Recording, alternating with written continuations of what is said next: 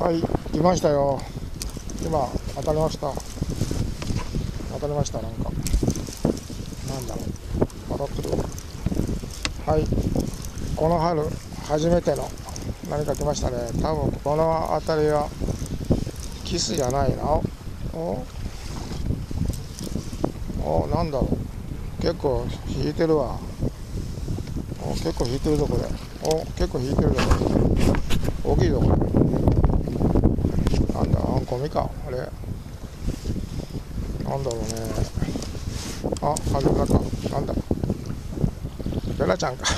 お前、ベラのくせに、